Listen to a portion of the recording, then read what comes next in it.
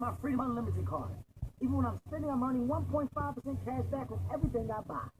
Earning on my favorite soup. The measles virus is sparking grave worldwide concern, with the highly contagious airborne disease making a significant resurgence. In Europe last year, 72 people died and more than 82,000 fell ill with measles.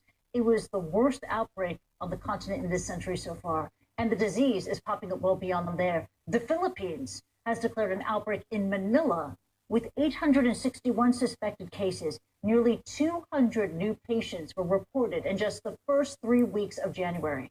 And meanwhile, in the U.S., authorities there have identified 50 cases in the state of Washington. New York State is also struggling with an outbreak. And in Madagascar, the disease has killed more than 300 people since October. David McKenzie went to the island nation and spoke to anxious families.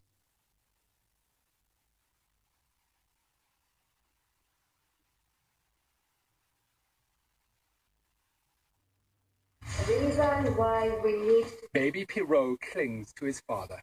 His measles, made life-threatening by malnutrition.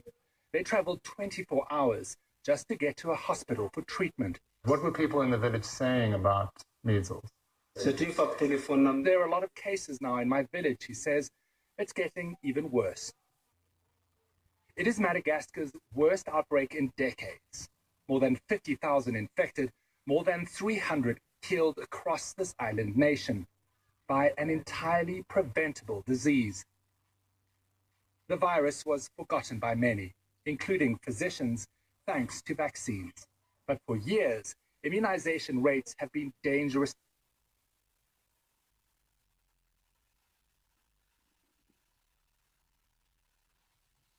low. Let's bring in Heidi Larson. She is the director of the Vaccine Confidence Project at the London School of Hygiene and Tropical Medicine. Professor, thank you so much for joining us here on the program. First, could we talk about the situation in the Philippines? There is an outbreak of measles in several areas, including Manila. We know that parents there have been reluctant to immunize their children after complications related to a separate vaccine, a dengue vaccine. How do you build back vaccine confidence after something like that? Well, the Dengvaxia story has been pretty dramatic. We had done a study on our global vaccine confidence index in 2016 and went back and redid it in the Philippines in 2018. And confidence in vaccines generally was nearly 95%, and it dropped to almost 30%.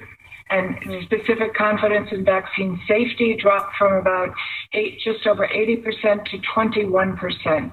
So the issue around the potential risk of a dengue vaccine had a breakdown in the trust. And the trust has now affected acceptance of measles vaccines, and the Ministry of Health has specifically pointed to the importance of rebuilding that trust. And it's even extended to some families refusing deworming vaccines in the schools because it's part of the health system. So I think slowly, they have to work on some of those relationships. This isn't just an issue of information, but I think building that trust and showing that they care about the children. Trust is important, building trust in the community and also in the United States. Several areas there, from Washington to New York, grappling with outbreaks of measles. This should be a well-funded, well-covered, well-protected country. Are anti-vaxxers still active there? Are they to blame here? Well, I'm hesitant to use the term anti-vaxxers because a lot of the people who have these alternative beliefs don't call them like being called that. But I think in what's happening too is that in some cases it's not just lack of confidence in vaccines, but people who have a stronger alternative belief in how they can take care of their children. And particularly in the Northwest, in the Washington State area, I know over the years there's been a growing in Northern California, but in pockets around the U.S., people who believe more in more natural food or not so many vaccines at one time, or so these things, while they might seem small over time, as we've seen with measles, and the challenge with measles is more than any other vaccine, it needs the highest level of coverage to prevent outbreaks and to protect herd immunity. So when there is low vaccination, measles is going to be the first thing we're going to be seeing, although it probably signals that there's under-vaccination for a number of other vaccines but that haven't shown the disease consequences yet. Got it. Heidi Larson, thank you so much for joining us here on the program and emphasizing.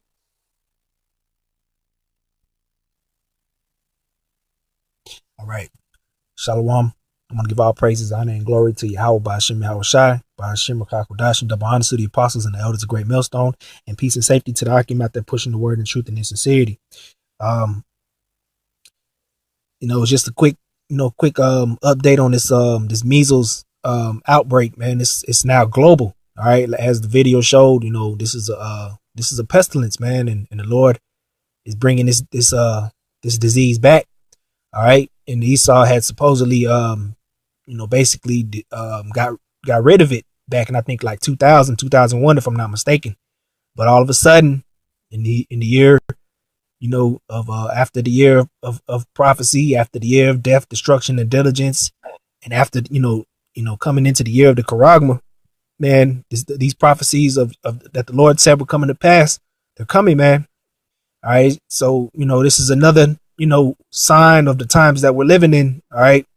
And, through the Spirit, Lord willing, I'll be able to keep posting up, videos as and message and, articles as I see them, as they pop up, but, Revelation, it's like in Matthew 24 and, like around verse 6, just grab it real quick.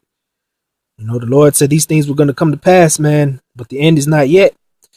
All right, Matthew 24 and I'll start at verse 5. For many shall come in my name, saying, I am Hamashiach, and shall deceive many, and ye shall hear of wars and rumors of wars. See that ye be not troubled, for all these things must come to pass, but the end is not yet. For nation shall rise against nation, and kingdom against kingdom, and there shall be famines and pestilences and earthquakes in diverse places. All these are the beginning of sorrows. All right. So this is one of those, things that the Lord, told us was coming to pass, man. A great pestilence. All right. And it's just the beginning, man. All right. Because there's so many different diseases that the Lord could use, have Esau, spread, but this is just an example of one of those, those global epidemics that's happening, man. Like the video showed, different, countries out there in Australia. All right, the article goes into the outbreak in Australia. All right, there's an outbreak in of course, the United States, Babylon the Great. This is a global thing, man. All right, and no other group in the world is going into the pestilence, man. All right, except for us, men, starting with the apostles and the elders of Great Millstone. All right, so that was a quick lesson. I really didn't have any scriptures to go with this. It was just more of a visual of the widespread. All right. And this is just, furthering the gospel, man. Furthering, the things to come, the prophecies, man. This is a prophecy that the Lord said was coming, man. All right. So Lord willing, this is an edifying, a quick update, on this measles, outbreak, man. That's global. Okay. So, all praises, honor, and glory to Yahweh, Ba'ashem Yahushai, Ba'ashem Rakakodashim, double honor to the apostles and the elders of Great Millstone, and peace and safety to the Akim out there pushing the word in truth and in sincerity. Shalom.